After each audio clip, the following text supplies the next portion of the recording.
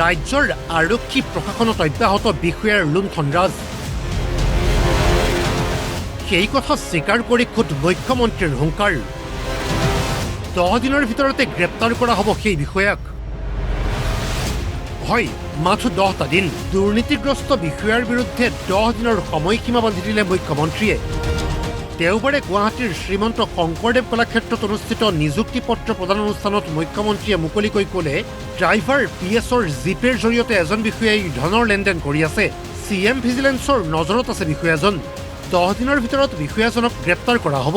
যোৱা কেইটামান দিনত মই এজন নাম ক'ব খোজা নাই, CM ভিজিলেন্সত ইনকুৱাৰীৰ কাৰণে এজন পাৰ্টিকুলাৰ অফিচাৰক যোৱা এমাহত আমি ট্ৰেক কৰি আছো। আৰু অফিচাৰজনৰ লগত কথা বতৰা পাতিলে আমি এইটোৱে বুজো যে তেওঁৰ ড্ৰাইভাৰৰ গুগল পে, PSৰ গুগল পে, এইবিলাকৰ জৰিয়তে টকা পইচা সংগ্ৰহ কৰাৰ এটা কাৰ্টেল তেওঁলোকে নিৰ্মাণ কৰি লৈছে। অহা 10টা দিনৰ ভিতৰত যেতিয়া আমি বিষয়াজনক গ্ৰেপ্তাৰ কৰিম বা নিলম্বিত কৰিম, আপোনালোকে নামটো গম পাব। মই আজি নাম ক'ব খোজা নাই। যোৱা 3টা বছৰত ৰাজ্যত সকলো নিযুক্তি প্ৰক্ৰিয়া স্বচ্ছ আৰু নিকা হোৱা বুলি দাবী কৰি মুখ্যমন্ত্ৰীয়ে ক'লে, শেহতীয়াকৈ নিযুক্তি লাভ কৰিছিল দুৰ্নীতিগ্ৰস্ত বিষয়াজনে।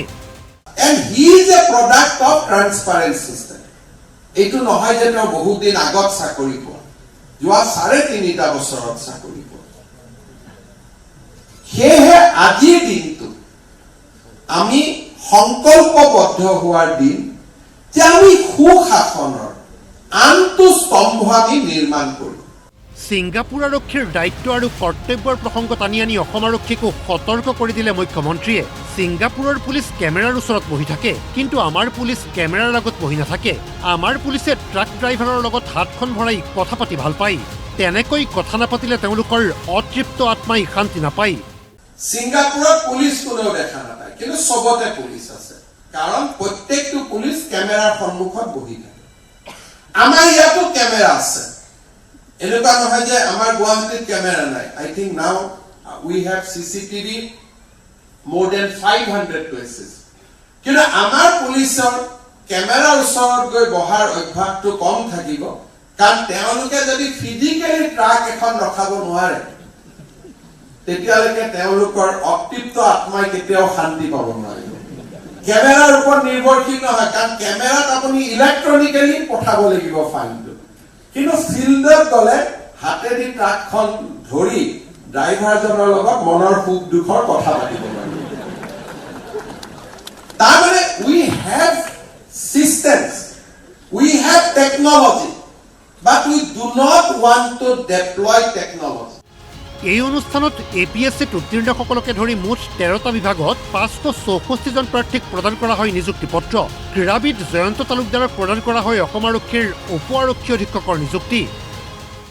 অসমৰ ক্ৰীড়া জগতৰ এগৰাকী উজ্জ্বল তাৰকা, বিশিষ্ট ধনুৰ্ধৰ জয়ন্ত তালুকদাৰকো আজিৰ এই অনুষ্ঠানতে সংহত ক্ৰীড়া নীতিৰ অধীনত আমি অসম আৰক্ষীৰ উপ আৰক্ষী পদত নিযুক্তি পত্ৰ প্ৰদান কৰিবলৈ ইয়াত সমবেত হৈছো।